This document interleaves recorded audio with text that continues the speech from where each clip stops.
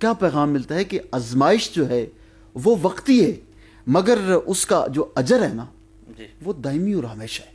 کیا خوبصورت بات آپ نے فرمائی. اصل میں دو سوچیں ہیں جی ڈاکٹر صاحب، یہ ازل سے ابد تک جائیں گی. ایک رحمانی سوچ ہے اور ایک شیطانی سوچ ہے.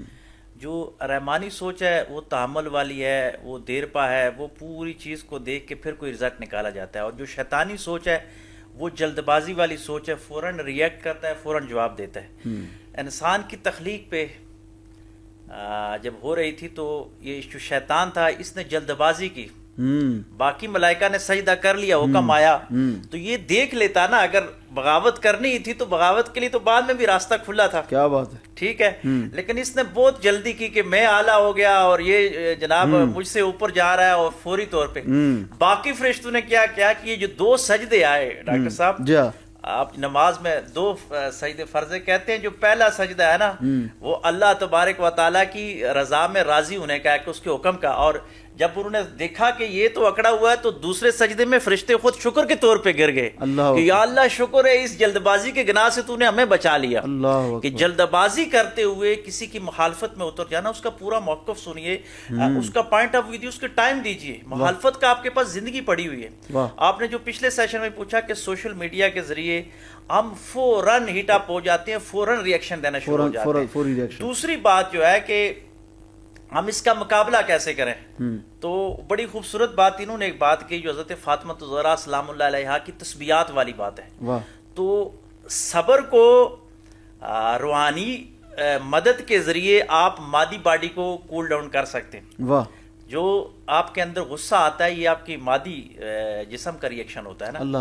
آپ دیکھیں آپ کی باڈی ہیٹ اپ ہو جاتی ہے غصے کے اندر، آپ کے کان سرخ ہو جاتے ہیں، آپ کا چہرہ سرخ ہو جاتا ہے. یہ معلوم یہ ہوا کہ یہ روح کی کیفیت مادے کے اوپر آتی ہے اور یہ جو جسم ہے اس کے اندر ڈالتی ہے اثرات. اور جدید سائنس اور میڈیکل سائنس بھی یہ کہہ رہی ہے کہ جو انزائٹی کا شکار ہوتا ہے، ٹینشن ڈپریشن کی طرف جاتا ہے، اس کی باڈی میں جو ہارمونز ہیں وہ اتنے زیادہ خارج ہوتے ہیں، وہ نیگیٹو کہ انسان کو جو ایک پورا سسٹم ہے قوت مدافعت والا وہ کمزور ہونا شروع ہو جاتا ہے. لیکن حضور علیہ الصلوۃ والسلام حضرت فاطمہ کو جو سمجھا رہے ہیں کہ وہ غلام مانگنے گئی تو صبر کے لیے سکھا کیا رہے ہیں کہ آپ کی تسبیحات پڑھیں. تو معلوم یہ ہوا کہ اللہ تبارک و تعالیٰ کا جو نام ہے، اللہ کا جو ذکر ہے، یہ آپ کے اندر، آپ کے مادے کے اندر وہ تبدیلیاں لے آتا ہے کہ آپ کا روح بھی اس سے خوش ہو جاتا ہے.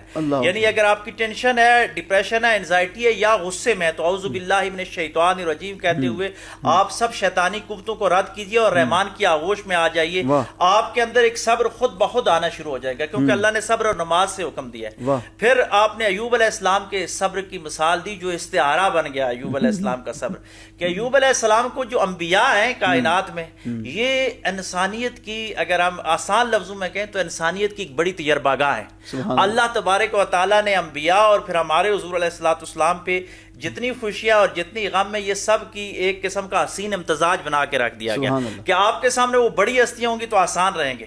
اللہ تبارک و تعالیٰ نے ایوب علیہ السلام کو ایک خاص صبر کے ذریعے کیوں آزمایا کہ دنیا میں کسی کے ساتھ بھی اس کی جسمانی عارضے کی وجہ سے، بیماری کی وجہ سے کوئی ڈس آرڈر ہو جائے تو اس کی وجہ سے وہ ایوب علیہ السلام کو دیکھ لے. لیکن ایوب علیہ السلام کا بھی ان تسبیحات کا ساتھ ذکر کتنا جڑا ہوا ہے کہ کہتے ہیں کہ بدر مبارک پہ وہ آزمائش آئی، لیکن جب زبان تک پہنچی تو کیا کہتے ہیں اللہ تبارک و تعالیٰ کی بارگاہ میں کہ یا اللہ باقی جسم تک آزمائش ہے، اس کو میں صبر کے ساتھ برداشت کر رہا ہوں، لیکن زبان تک اس آزمائش کو نہ لائیے گا، کیونکہ زبان سے میں تیرا ذکر بلند کرتا ہوں، میں اس حالت میں بھی تیرے ذکر سے روگردانی نہیں کرنا چاہ رہا. تو معلوم یہ ہوا کہ جو صبر ہے یہ اللہ کے ذکر سے آتا ہے. اور پھر صوفیاء نے بڑی خوبصورت بات ڈاکٹر صاحب فرمائی کہ اگر آپ چاہتے ہو صبر، تو آپ فرماتے ہیں کہ صوفیاء فرماتے ہیں کہ ایک من اگر کوئی اللہ کا ذکر کرتا ہے، ایک من اللہ کا ذکر کرتا ہے تو ایک رتی شکر پیدا ہوتا ہے. اللہ اکبر. اور ایک ایک رتی شکر پیدا ہوتے ہوتے وہ جو شکر ایک من ہوتا ہے